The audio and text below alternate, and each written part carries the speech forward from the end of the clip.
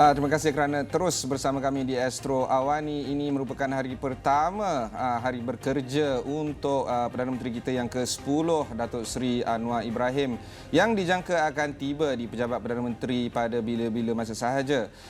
Dan kita ada wartawan di lapangan, Hafizi Rosli, yang akan membawa perkembangan dari pejabat Perdana Menteri di Putrajaya. Hafizi, bolehkah Hafizi terangkan tentang keadaan di sana dan bagaimana mood dan sebagainya di sana? Baik, terima kasih Ibrahim. Betul, pada pagi lagi, sejak awal pagi lagi, sekitar jam 7 pagi, rakan-rakan media ataupun pengamal media telah pun berkumpul di sini untuk kita merakam momen-momen indah Perdana Menteri Datuk Seri Anwar Ibrahim tiba di perkarangan bangunan Perdana Putra untuk memulakan tugasnya sebagai Perdana Menteri ke-10 bermula hari ini. Dan pasti yang tumpuan media akan juga diberikan kepada ketibaan Perdana Menteri ini. Walau bagaimanapun sebenarnya hanya media rasmi saja dibenarkan masuk untuk merakamkan momen-momen apabila Perdana Menteri clock in ataupun melakukan perakam waktu ataupun kad perakam waktu itu, dan kami pihak media lain nampaknya masih lagi menunggu di luar ini. Hanya media rasmi iaitu RTM dan juga Bernama saja yang dibenarkan masuk pada ketika ini. Dan secara tradisinya apabila seseorang penjawat awam ataupun apabila seseorang pegawai tinggi kerajaan yang akan memulakan tugas, mereka akan melakukan proses ataupun sesi bagi clock in ini sendiri, dan Perdana Menteri juga akan melakukan perkara berkenaan, dan seterusnya Perdana Menteri akan dibawa ke pejabat Perdana Menteri untuk menandatangani buku selamat datang dan juga selamat bertugas di pejabatnya, iaitu di tingkat 5 bangunan Perdana Putra seperti yang berada di belakang saya ini. Dan kalau boleh saya nak ulaskan sedikitlah mengenai apa yang boleh kita jangkakan dalam ataupun bermula hari ini sehinggalah hari-hari seterusnya. Pertama adalah melihat kepada semalam kita tahu Perdana Menteri telah pun menjemput parti dan juga gabungan politik yang lain untuk bersama dengan kerajaan bagi membentuk kerajaan perpaduan, dan Perdana Menteri juga turut menjemput Perikatan Nasional untuk bersama dengan kerajaan. Namun saya pasti juga dalam tempoh masa terdekat ini Perikatan Nasional akan memutuskan sama ada akan menyertai kerajaan perpaduan ini ataupun tidak. Itu kita tidak dapat pastikan lagi buat masa ini. Dan dalam masa yang sama juga kita juga bakal menyaksikan pelantikan timbalan Perdana Menteri, iaitu orang nombor 2 ataupun orang kanan kepada Perdana Menteri, yang kalau difahamkan apa yang diperjelaskan oleh Perdana Menteri semalam, katanya akan mengambil ataupun akan melantik mereka daripada gabungan parti lain dan juga gabungan politik lain, daripada Barisan Nasional sebagai contohnya dan juga daripada gabungan dari Sabah dan Sarawak untuk menjawat jawatan kedua terpenting kerajaan itu. Dan ketiga juga kita dapat jangkakan bermula hari ini adalah pembentukan kabinet itu sendiri, kerana kerajaan perpaduan yang pada ketika ini dianggotai oleh pelbagai ataupun beberapa gabungan dan juga parti politik, pastinya pecahan-pecahan kerusi untuk menjawat jawatan menteri itu juga akan diperbincangkan dalam masa tempoh yang terdekat ini. Dan hari ini juga merupakan hari ataupun momen yang penting sebenarnya, iaitu Perdana Menteri akan memulakan tugasnya sebagai Perdana Menteri yang ke-10.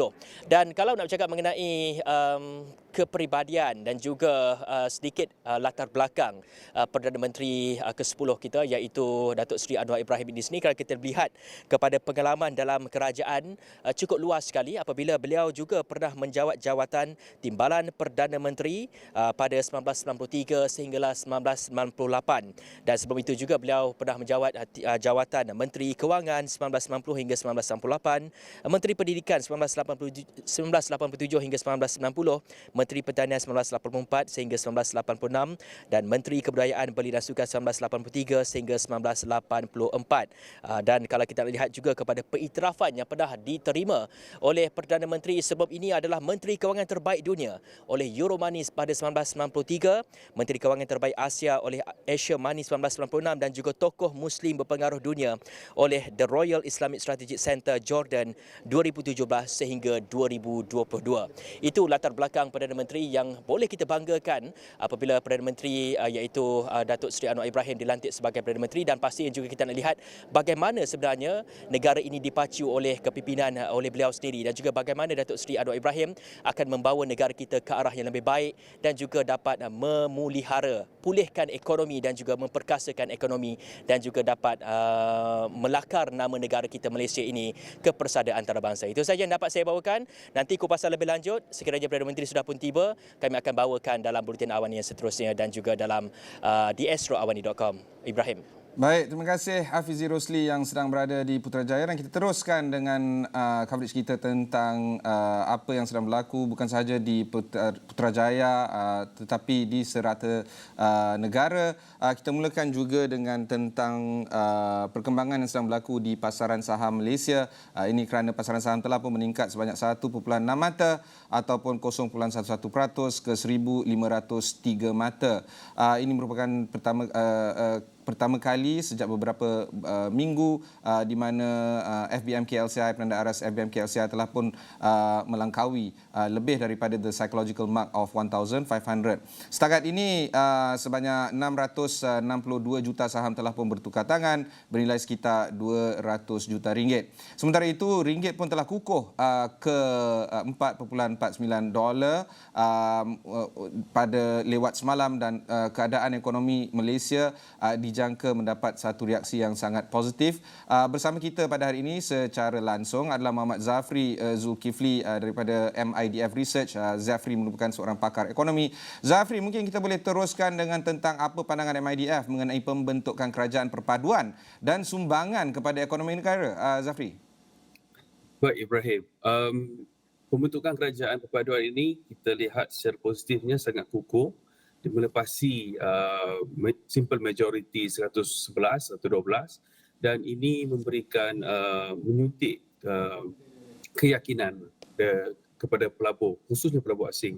Dan kenyataan Yang Berhormat Perdana Menteri semalam mengenai usul undi percaya pada 19 Disember ini akan meningkatkan lagi tahap keyakinan pelabur terhadap kerajaan baharu dan juga ekonomi negara. Pembentukan kerajaan ini yang kuat dan stabil ini sangat penting kerana perbelanjaan dan pelaburan awam menyumbang sebanyak 16.5% kepada KDNK negara. Dan walau bagaimanapun risiko kepada ketidakstabilan kerajaan ini masih wujud kerana ia terbentuk berdasarkan beberapa blok besar dalam kerajaan. Jadi kita tidak boleh mengambil ringan ataupun exclude this, sebab sekiranya satu blok yang besar meninggalkan kerajaan ini, maka kerajaan ini akan jatuh. Namun berdasarkan semangat perpaduan dan melihat kepada keperluan negara dalam mendapati global economic slowdown tahun depan, jadi kerajaan perpaduan ini dilihat sangat baik untuk ekonomi negara, khususnya dalam menguruskan perbelanjaan awam dan juga pelaburan awam. Zafri, kalau kita tengok apakah jangkaan MIDF mengenai dasar-dasar ekonomi di bawah kerajaan baru dan bagaimana bajet 2023 mungkin akan dibentangkan, Zafri? Okey, berdasarkan manifesto Pakatan Harapan, kita dapat lihat fokus Pakatan Harapan ini adalah untuk membasmi kemiskinan, mengurangkan kesenjangan pendapatan dan meningkatkan kadar gaji. Yang mana kita telah sebut sebelum ni, kadar gaji dan upah di Malaysia ini adalah rendah dan ia menyumbang kepada cost of living issue dan tekanan inflasi. Dan berdasarkan manifesto dan juga penubuhan kerajaan perpaduan ini yang mana pihak Sabah dan Sarawak menyertai kerajaan ini, jadi fokus berdasar-dasar ekonomi ini adalah akan menjadi lebih untuk meningkatkan ekonomi di Sabah dan Sarawak, khususnya infrastruktur asas dan membasmi kemiskinan di dua buah negeri ini dan termasuk di semenanjung Malaysia. Dan untuk bajet 2023, kita jangkakan bajet ini akan dibentangkan pada hujung tahun ini ataupun awal Januari. It's a very critical time untuk membentangkan bajet yang expansionary, dan kita jangkakan bajet kekal expansionary dan counter cyclical. sebab kita perlukan satu bajet yang mampu meningkatkan ekonomi negara dalam mendapani uh, global economic slowdown pada tahun hadapan dan keadaan perdagangan blok antarabangsa yang agak mencabar untuk tahun depan. Seperti kita tahu, dasar monetary di kebanyakan negara khususnya di Amerika Syarikat, di Euro terus naik dan keadaan COVID di China belum reda. Jadi kita memerlukan satu bajet yang expansionary dan kuat dan membantu kebanyakan masyarakat di dalam negara ini. Dan melihat kepada manifesto Pakatan Harapan, sekali lagi kita menjangkakan kerajaan yang baru ini adalah pro kepada subsidi dan dia akan meningkatkan total subsidi untuk bukan sahaja kos fuel subsidi, mungkin juga untuk barang-barang makanan yang lain. Zafri, kita kalau nak tengok rujukan yang kita boleh bawakan boleh dipaparkan di skrin sekarang.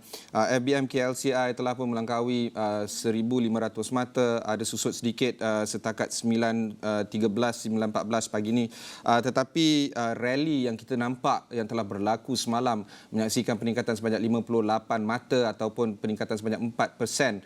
Satu peningkatan yang orang boleh katakan sangat-sangat positif. Adakah rally ini akan berterusan dalam jangka masa terdekat ataupun kita akan dapat tapering off atau melihatkan tapering off pada hari ini dan juga pada hari Selasa apabila kita kembali selepas cuti awam yang telah pun diumumkan oleh Perdana Menteri kita baru ni? Baik, saya bagi pandangan MIDF, kita mempunyai sasaran akhir KLCI pada 1550 pada akhir tahun ini. Kita menjangkakan rally ini akan berterusan khususnya dengan pembentukan kerajaan yang kuat dan stabil ini dan berikutan Selasa atau minggu hadapan dengan pengumuman barisan kabinet dan kita menjangkakan ini akan memberikan suntikan positif lagi kepada sentimen financial market. Jadi kita menjangkakan FBM KLCI ini akan terus meningkat dan pada masa yang sama perubahan kerajaan ini timing dia cantik sebab kita di Amerika Syarikat the pivot has come yang mana Bank Pusat Amerika Syarikat sudah dijangkakan akan mengurangkan kadar kenaikan interest rate di Amerika Syarikat. Jadi ini turut membantu, faktor luar juga turut membantu kepada peningkatan FBM KLCI dan juga pengukuhan ringgit. Okey, sementara itu kita boleh paparkan di skrin sekarang tentang pengukuhan ringgit. Setakat ini kita dapat lihatkan kalau kita tengok kat skrin, ringgit telah pun kukuh daripada 4.5, 4.54 dan sebagainya. Kini sekarang ringgit berada pada 4.47. Of course, the strengthening of the ringgit tu sangat berkait rapat dengan makroekonomi. Adakah satu situasi di mana pengukuhan ringgit ini juga akan berterusan ataupun kita kena lihat dulu perkembangan yang akan berlaku terutamanya pelantikan Menteri Kewangan dan beberapa position kabinet yang sangat penting, Zafri? Okey, baik. Kita menjangkakan ringgit akan berakhir pada 4.40 pada hujung tahun ini. Pengukuhan ringgit ini adalah disebabkan the weakening dollar because of the seperti saya sebut tadi, pengurangan kenaikan kadar pinjaman di Amerika Syarikat dan dia telah translate ke pengukuhan ringgit. Dan berdasarkan makro keadaan peningkatan harga komoditi minyak, kelapa sawit, petroleum terus tinggi dan ini juga membantu kepada ekspor negara dan juga pengukuhan ringgit. Dan seperti saya sebut tadi, dengan pengumuman barisan kabinet baru nanti, dia akan meningkatkan lagi keyakinan para pelabur dan memberikan sentimen yang positif kepada stock market dan juga nilai ringgit. Baik, terima kasih. Berikut adalah kenyataan yang telah dikeluarkan oleh MIDF Research Pakar Ekonomi Muhammad Zafri Zulkifli. Terima kasih, Zafri. Kita teruskan dengan tetamu kita yang berada di dalam studio bersama saya pada pagi ini. Kita ada dua tetamu sebenarnya. Datuk David Gurupatham, Industries Unite pengasas industri Unite, dan juga Puan Mediha Mahmud, pengarah eksekutif daripada Content Forum. Mungkin kita boleh mulakan dengan Datuk David. Datuk, mungkin kita boleh ketahui dengan lebih mendalam tentang apakah impak terhadap ekonomi dan kos sara hidup, dan kita nak tahu satu benda saja, Datuk, iaitu apakah hala tuju ekonomi negara di bawah kepimpinan Datuk Seri Anwar Ibrahim, Datuk? Mengikut reaksi market yang dibentangkan tadi, ia adalah satu reaksi yang positif. Dan dari pihak bisnes juga, iaitu Industries Unite, satu gabungan 120 trade association di Malaysia. Ia adalah satu it's a positive thing. It's been taken very positive, looking berdasarkan komen-komen yang datang. Oleh itu ada satu confidence sekarang in the market. Dan jika kita lihat bagaimana atau isu-isu yang kami harap akan di-tackle oleh government ni, yang paling penting adalah kos sara hidup dan cost to do business. Right? Dalam keadaan ini, the first thing to do, what we feel is to, orang kata, efficient lah, lebih efficient. Efisiensi kena ditingkatkan. Birokrasi itu adalah satu problem yang kita memang ada big problem. Sejak Azadi lagi, birokrasi menjadi satu. From the private start, sector, actually. from the start. Right? Wastage. There's a lot of wastage. Kita kena kurangkan pembelanjaan and wastage. Right? And the elephant in the room lah, iaitu korupsi lah. Korupsi, we have to tackle it. And I think the market is very confident that the PM sekarang, his pledges based on what he has said, what he stood for, that he will look into all these things. The foreign direct investment and domestic direct investment outlook is also quite positive. We saw the market actually rally quite aggressively yesterday, and as we heard from Zafri just now, the MIDF at least expects the rally to continue on for today, and perhaps even as the market opens again after the public holiday that was announced. So do you feel that these, investors are looking at us with hawk eye, they are watching at us very keenly, very closely? What will be some of the signals that they're looking at right now from the market? I think the first thing they'll be looking for is, okay, we have a new Prime Minister, but what they're going to look for is whether or not this is going to be a very strong and stable government. You know, what's going to happen in Parliament? Are they going to be able to get consensus? We must understand that this is a unity government made up of various coalitions that are, at least on paper, they have very divergent views and philosophies, you know. So it's going to be a big challenge for the Prime Minister to actually get everybody to have a consensus on very major issues like the economy and how we're going to move forward, you know, the budget and so on and so forth.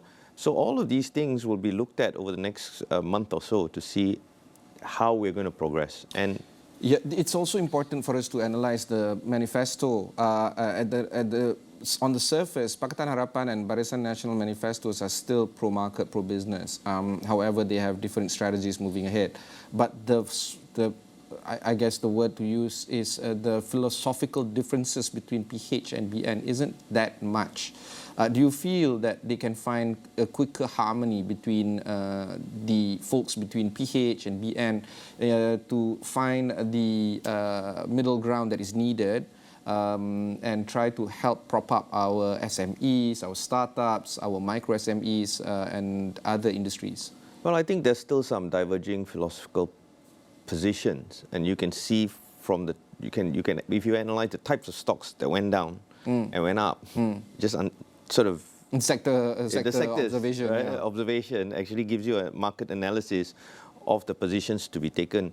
But I think what's going to be very important is for both the private and the public sector to work a lot closer this time. You know, one of the things that we've been saying along the years with Industries Unite is that there's a big gap, you know. So and you saw that structural problem come out during COVID, you know, where government policies were being put forward by people who've never run a business before. And then, the impact on the business sector or the private sector was quite tremendous. And towards the end, we were able to achieve a lot, when the government and the business sector, the private sector got together, and we started to come up with things like SOPs and ways in which we can come out of this.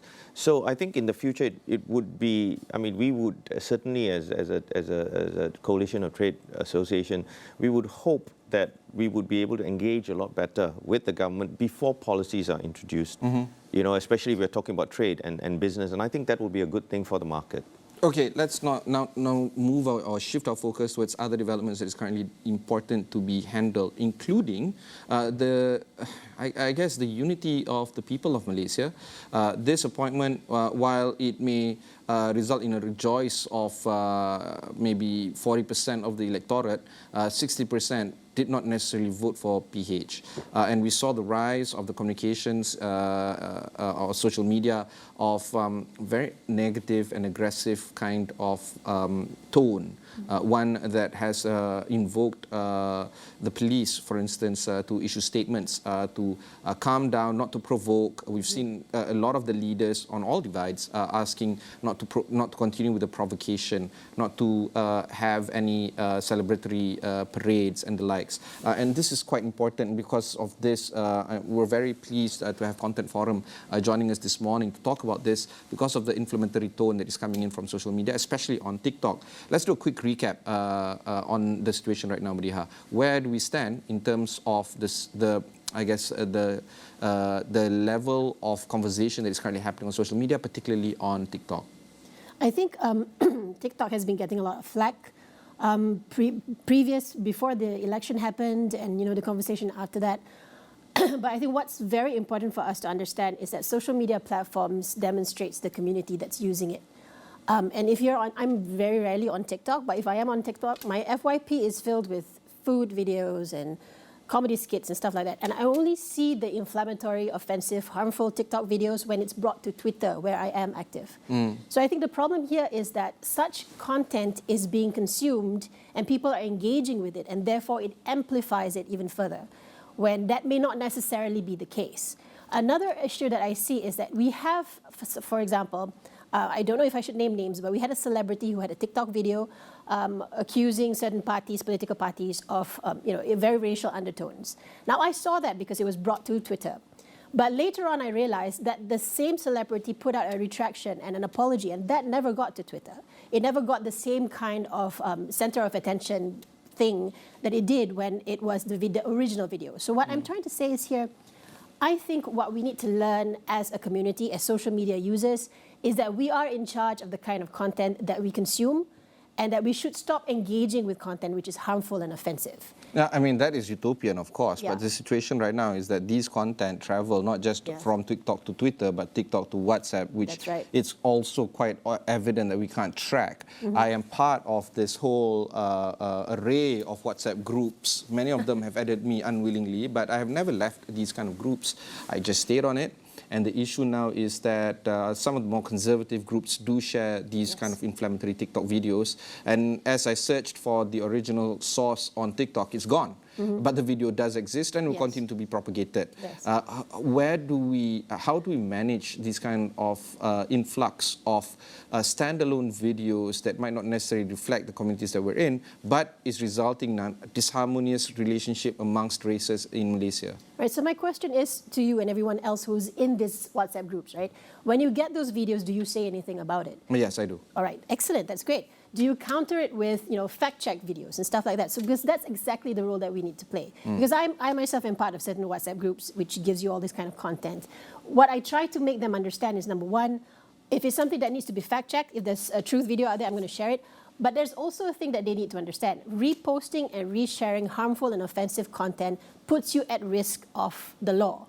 Because it's not just the original poster who gets in trouble. If you share it, even if your intentions are noble, it's purely to show people, look, I'm offended by this.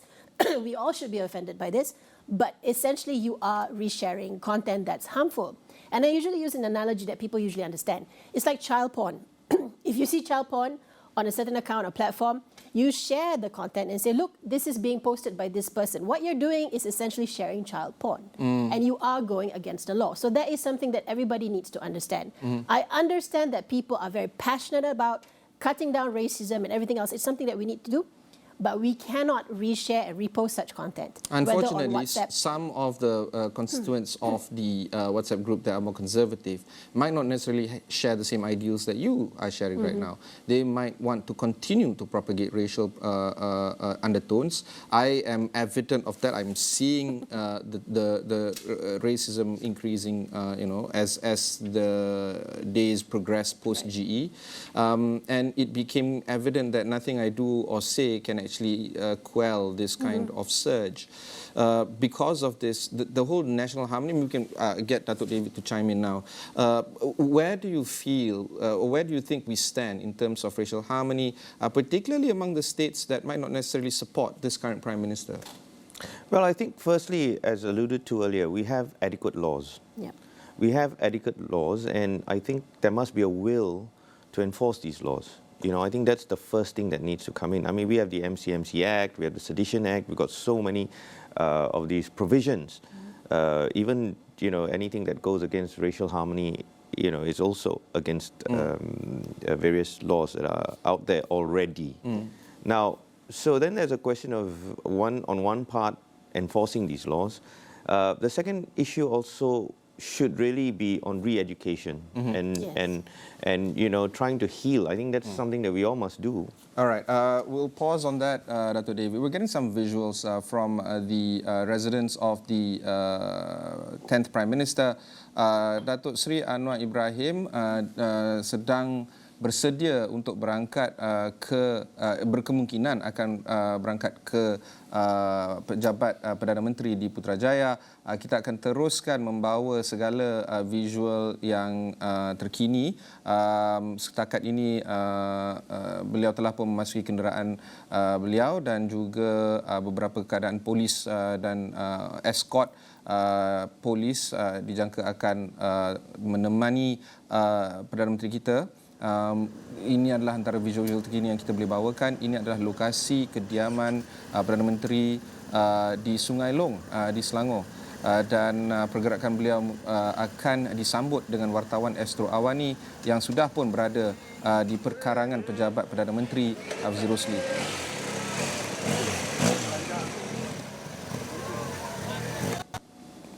Okey, visual kita telah pun ada gangguan sedikit. Kalau kita akan dapat audio yang terkini, kita akan bawakan kepada anda. Okey, kita teruskan perbualan kita tentang isu ini. Yes, I understand that the provisions are there, and yes, I understand that the society that we are reflects on what exists on social media. Media, do you feel that there is a lot of work that needs to be done when it comes to educating the public to report, to not just flag to the platform itself, i.e. to click that not interested button or report abuse button on TikTok or all these other social media, but also to go to the police and just flag this out. This must be stamped down. The current situation right now must not be allowed to spiral out of control. Where do you see user reacted action? Is it going to do anything or resolve anything? For me, coming from the content forum, we're all about self-regulation, right? So we do want users to feel empowered to make these reports. And, what Dato' said is very clear. We've got the laws out there. So if you see content that you feel necessitates the authorities to take action, then make the report to the necessary authorities. But at the same time, we also need to try and see a balance between, freedom of expression. We don't want to have people massively reporting others because they have a different opinion from you. So there's a lot of things that we need to create a lot of awareness of in the community. We don't want them to wield the law as a weapon that's unnecessary for them to use. But if it's something that's really stoking racial disharmony and threatening content, menacing content, then yes, I definitely wish that people would report it more. Try to lessen the engagement, lessen the amplification of such content, but go straight to the authorities so that they can do something about it. You wanted to add? I was going to say that I think we have two things to tackle here. One is overt and one is covert. So what we see on social media is actually overt. Yeah. But what's covert is really what's in our, for example, education system. And I mean, there's a lot of reports about, what kids are being brought up to believe, historical facts and so on and so forth, and so on and so forth. So, what we're talking about here is what's overt, what we can see. But what we need to do is we also need to go back down, and start looking at the whole thing, that's out there, which is done very covertly. Yeah. This brings into the conversation of one more element on the challenges of building a unity government. Education is extremely critical when we talk about how do we build a nation.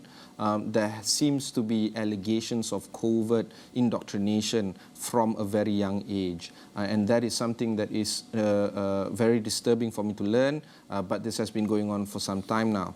Which also, so the secondary part of this question is, do you feel that these content that exist on these social media is actually a symptom of a much deeper division that is currently happening amongst the fabric of the society that we have in Malaysia? Dato', where do you stand in terms of trying to get our education policies right? This certainly must be one of the top 3 or 4 challenges that this unity government must address urgently.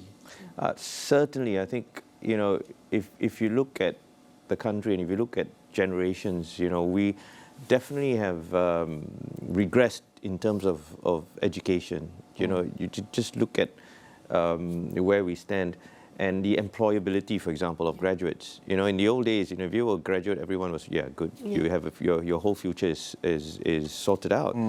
But today, if you look at the percentage of unemployed graduates that we have, I mean, it really is an indicator of where we are in terms of our education system. And, education is always the hallmark of a thriving country, a thriving economy, and a progressive nation. So I think certainly education is something that will have to be tackled. I mean, the Prime Minister has held that portfolio before. He's also been the finance minister, and so I really hope that they do, as you say, get a grips on things and really improve our level. Do you feel that this is a symptom, Maria, of a deeper division? Unfortunately, I think it is. I think what's been unearthed in the recent few months show us that there is an underlying problem that we need to deal with. We can't blame social media for everything. It's coming from something. It's stemming from something. It's either in the homes or in the schools, but it's something that really needs to be looked at. I think the education system has a lot to be focused on, because it's not just what they're teaching, it's how they're teaching. I think our schools are overcrowded, our teachers are overworked, perhaps even, if I can say, maybe underpaid. So these things need to be looked at, the framework, the systems need to be looked at, and then at the same time we look at the syllabus, we look at what they're teaching the kids, and we look at the kind of conversations that the schools are having with children and the kind of conversations that parents are having with children as well, because this kind of racial undertones that children are making, they're not taking it from their own. Absolutely. It's not in their own minds. No, somebody else is inputting into the computer. And it's very convenient for people to say it has to be TikTok, it has to be Twitter, it has to be Instagram, Facebook, but we are talking about children who don't have access to these things either, who are having this kind of mindset and perspective. So yes, there is an underlying problem that we need to be looking at and dealing with. So, the challenges are stacked against whoever is in office. And right now, as of yesterday, we know that Datuk Seri Anwar is going to deal with this problem and many other problems that the country is going to face. Grossly oversimplifying the issue right now is that socioeconomic status results in people getting a little bit more resentful, yes. And because of this, they are creating these kind of sentiments, unearthing itself. Mm-hmm. And the best way forward is for them to get a good education and in raising their socioeconomic status. Like I said, I'm grossly oversimplifying it. No money, bad education, you can't get more money.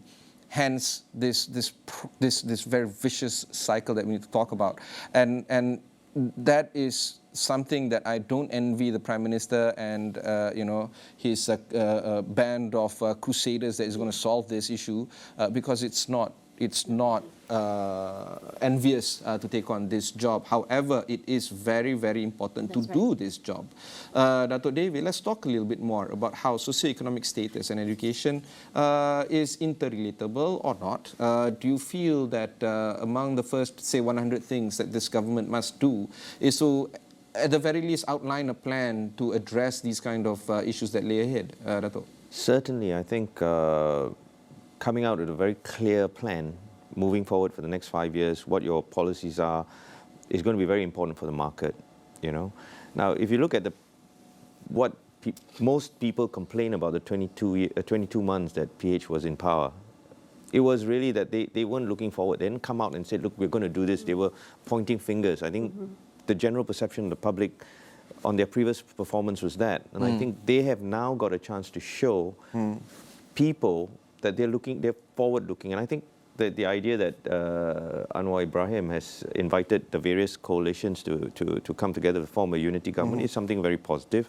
I think we need to see some very clear messaging coming out as to what his economic policy is going to be, what his thoughts are on leading us out of this post-pandemic situation. We want to see how we are going to climb up the ladder. I mean, if you look at where we were in the 1980s in terms of FDI and where we are now, we're right at the bottom, by the way. So we'd like to see what his policies are and what his ideas are and what his thoughts are on taking us up there, bringing in foreign investment, improving education, improving the livelihoods, narrowing the gap in income inequality, which is a big thing in this country, So, I mean, very big, challenging years ahead, of course, for this. I congratulate him on his appointment. But certainly, I think a lot of people have the confidence that he's able to do it.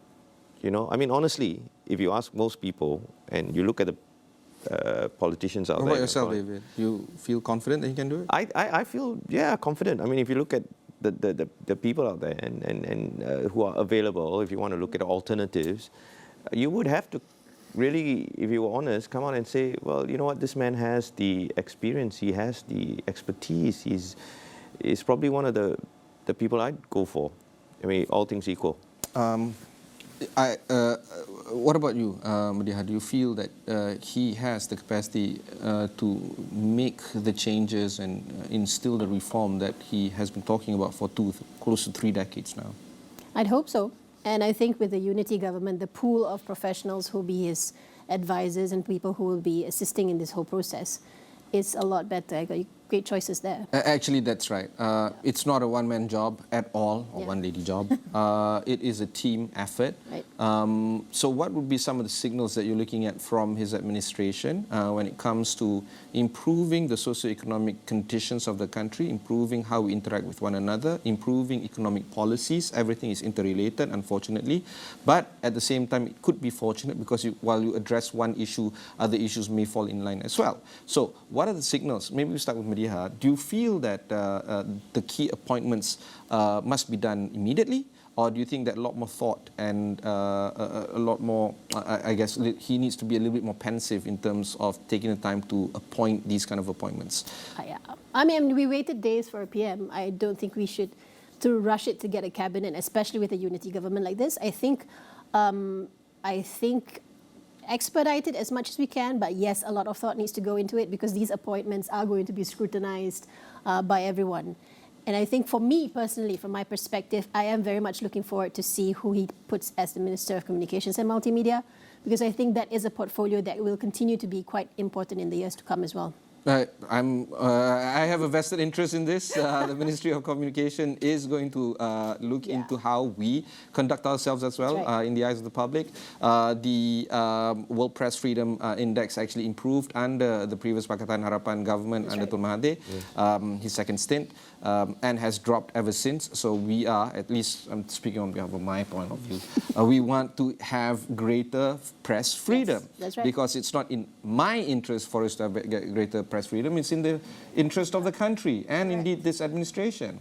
Okay, if we can just pull the visual right now from the area in front of pejabat Perdana Menteri. Kalau kita boleh keluarkan visual sekarang, ini adalah kelompok wartawan yang sedang menunggu ketibaan Perdana Menteri Malaysia yang ke-10 Datuk Seri Anwar Ibrahim, yang telah pun kita lihat sebentar tadi meninggalkan kediaman beliau di Sungai Long, dan perjalanan ini dijangka akan mengambil masa dalam 20-30 minit untuk ke Putrajaya, dan baik sahaja Datuk Seri Anwar Ibrahim tiba di Pejabat Perdana Menteri, kita akan bawakan visual secara langsung dari sana. Wartawan Astro AWANI Hafiz Rosli telah pun berada di lokasi dan akan membawakan perkembangan terkini dari sana.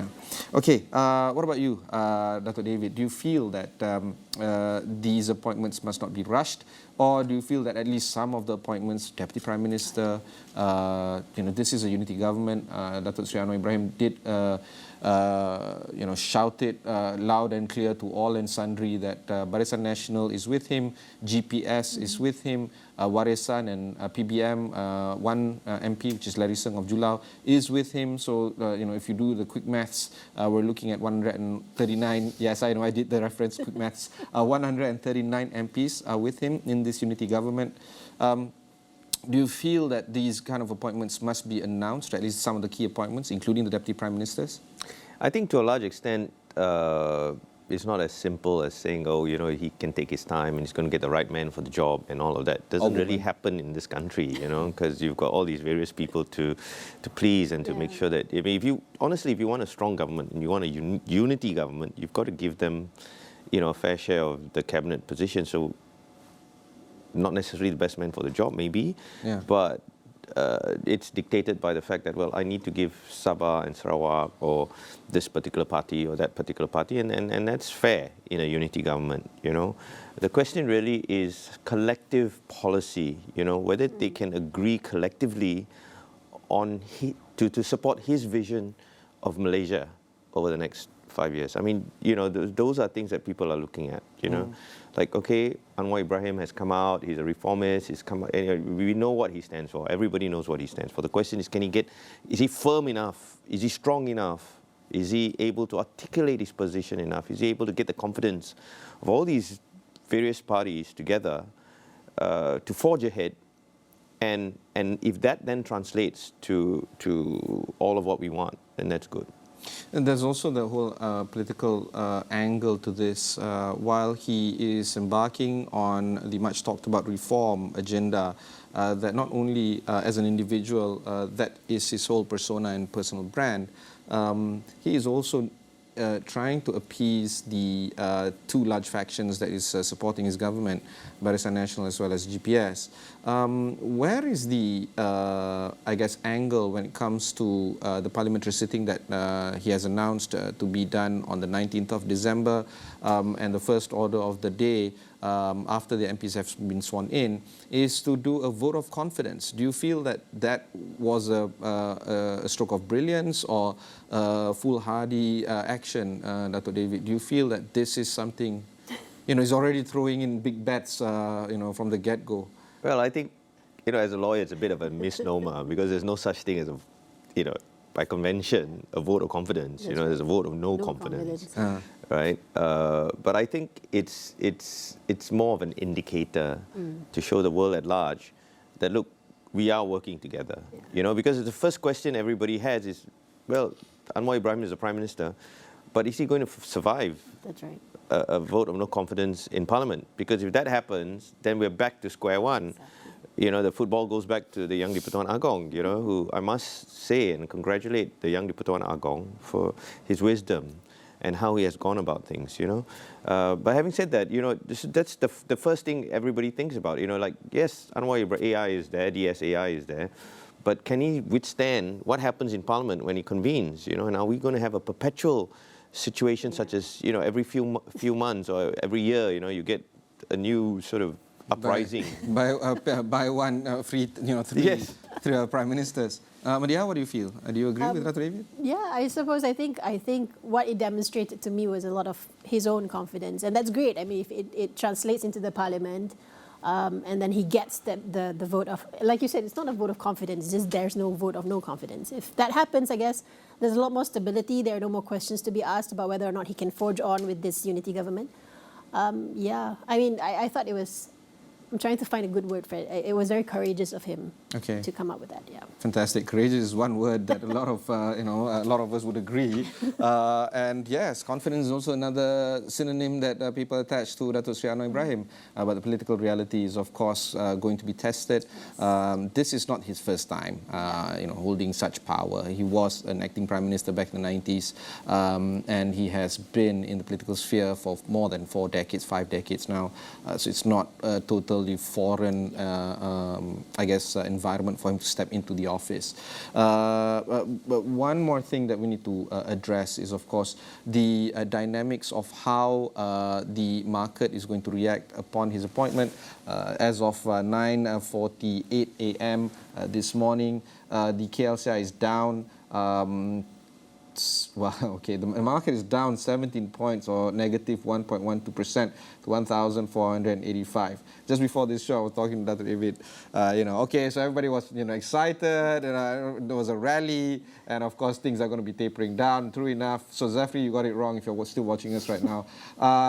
People are now just readjusting to their positions. We're going back to that economic fundamentals. As a wish list to either of you, what would be the 2 or 3 things that you feel is important for him to address? It doesn't necessarily have to be an urgent item of action, but the 2 or 3 things that this government, not just him, you keep on talking to him as a personality. This is a government, a unity government. We're holding 139 at least to forge this. Sorry, we have one more visual right now. So this is our former Prime Minister, Datuk Seri Wan Azizah, Wan Ismail, leaving the... let's see if we can get the audio. It seems like there's no statements to be made. She just wishes everybody, is well-wishing everybody. Of course, back to that idea of what do you think would be the 2 or 3 things? I hate to distill these conversations to these kind of bullet points, but generally speaking, these are quick things that we need to think about. Maybe Madiha, or Madiha, you can start off with you. I think what's most important is to address what happened building up to the election. I mean, it's a unity government. The first thing it needs to be done is to make sure that everybody sees we are unified. We're not just Muhibah in August. We are actually multiracial, multicultural society that we are proud to say can live together in harmony and govern in harmony. I think that's very important as well.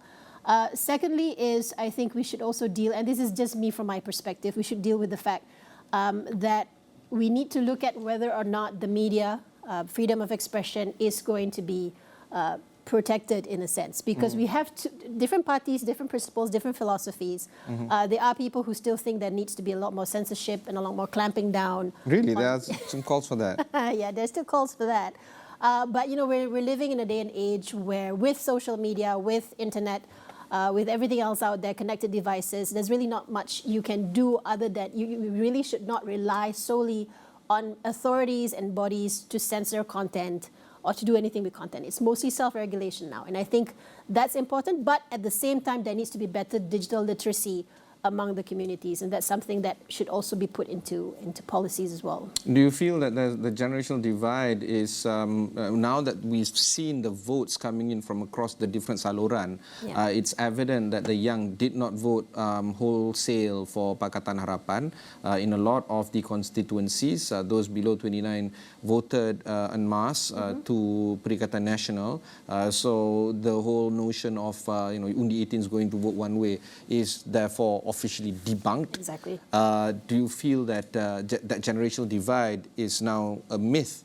It's now an ideological conversation between one would like this kind of idea or philosophy, another one would like the other idea? Absolutely. I think a lot of people made a lot of assumptions about how the young would vote. And I think that's been, like you said, debunked. Yeah. It's a lot about... I don't blame making such hypotheses. Eventually we have to work with some kind of hypothesis, but now we have evidence. We know. Right, so now we know. So I think it is really much an ideology point of view, and we really can't go, the boomers do this, or the young ones do that. It's just not. So we need to have better conversations and better research on this as well. So what would be the idea that Content Forum is going to embark now moving forward? I think what we've seen is that there really needs, like I mentioned, digital literacy, awareness of how social media algorithms work. A lot of times you get people complaining to us, I'm seeing a lot of racist videos or I'm seeing a lot of porn, and we have to tell them, you've probably been engaging with a little bit more of those content than anything else. Because every single time you spend time on certain content, you like it, you comment on it, you engage with it, you are amplifying it and you are telling the algorithm that that's exactly what you want to watch. But engagement does equal to engagement. That's Yeah. what people say when it comes to social media. That's correct. Is this basically working in the favor of TikTok and Twitter and Facebook, of course? But that's the thing, people who complain about social media platforms, you have to understand you don't want social media platforms to manipulate the kind of content you see either. They are relying on data, they are relying on algorithms. So if you want to see more of the things that we want to be offered more of, then it's really on us. I guess what I'm saying is we need to be responsible for our own FYP and for the content we engage with. That's why I keep repeating, if we get content that we see is offensive and harmful, don't engage with it, don't amplify it. Hopefully, if it's something that's bad enough for us to report it to the platform, report it. If it's bad enough to report to the authorities, report that too.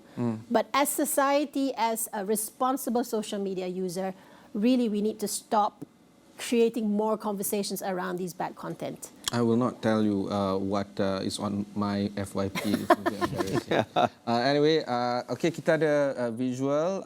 Kita akan bawakan visual yang mungkin tak sangkut macam ni. Kita akan bawakan visual secara langsung. Nampak gaya Perdana Menteri kita telah pun tiba. Visual yang anda sedang saksikan adalah ketibaan Perdana Menteri ke-10 Malaysia di Pejabat Perdana Menteri di Putrajaya. Namun kita akan bawakan visual terkini yang lebih baik. Ini merupakan kelompok wartawan yang telah pun berkampung di hadapan gate Ibu Pejabat Perdana Menteri kita di Putrajaya.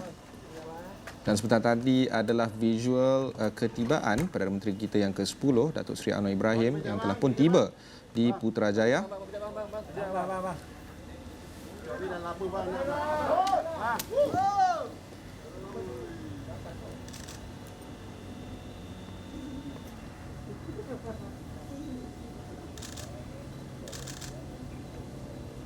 Ini adalah visual yang kita boleh bawakan secara langsung ketibaan Perdana Menteri Malaysia ke-10 yang telah pun tiba di Pejabat Perdana Menteri. Wartawan Astro AWANI Hafiz Rosli telah pun berada di lokasi dan akan bawakan perkembangan terkini dari sana bersama dengan sahabat saya Najib Aruf yang akan bawakan segala perkembangan terkini dalam 5 minit ataupun 10 minit dari sekarang. Datuk David, to wrap things up, what would be the 2 or 3 things that you feel this government needs to address, not necessarily in the urgent time frame, but generally the fundamental things that you I think the first thing is to facilitate a process of healing for the nation. I think this is probably the one election that I've seen such a divided community of people in this country rather, on various lines, racial, religious, even economic lines, and you saw a very big divide between the urban and the rural voters, philosophies, and I think and it didn't help with the politicians as well. I mean, we know what they've also come out and said before the elections, and I think what's very important, number one, is for the process of healing to begin. I think we all as a society need to respect the decision of the Yang di-Pertuan Agong. And as we talked about the last time, we need to move on. As like the King said, we need to move on. And we need to be inclusive. He's also said that in his message. As a nation, we need to heal and come together. We have to support this government. It's our government. And I think he needs to be the catalyst for that.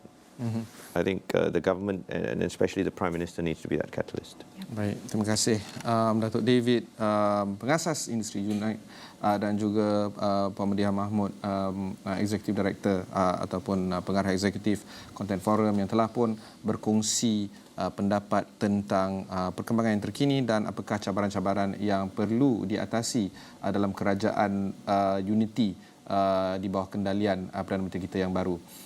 Kalau kita boleh saksikan kembali, ini adalah rakaman visual yang kita dapat di hadapan pejabat Perdana Menteri sebentar tadi. Ini adalah ketibaan Perdana Menteri kita yang ke-10 Datuk Seri Anwar Ibrahim yang telah pun tiba di pejabat Perdana Menteri sekitar 9.53 dan pihak wartawan tidak dibenarkan masuk ke perkarangan pejabat Perdana Menteri, tetapi kita akan usahakan untuk mendapatkan segala visual dan juga mungkin gambar-gambar foto-foto yang boleh kita bawakan dan tatapkan di skrin tuan-tuan dan puan-puan pada pagi ini. Kita akan teruskan perkembangan terkini untuk Malaysia Memilih, dan nampak gaya buat setakat ini Perdana Menteri kita telah pun hadir untuk hari pertama beliau bekerja sebagai Perdana Menteri kita yang ke-10, dan 10 o'clock kita pun dapat tengok the 10th Prime Minister untuk memasuki ke pejabat beliau. Setakat ini FBMK LCI terus dalam trend ataupun momentum susut. Setakat 9.58 pagi ini kita pun telah lihat bahawa mula-mula pada awalnya pasaran FBMK LCI telah pun meningkat, tetapi kini dia telah pun susut sebanyak 18 ataupun 19 mata. Saya Ibrahim Sani, teruskan bersama dengan Astro AWANI. Kita akan kembali selepas ini.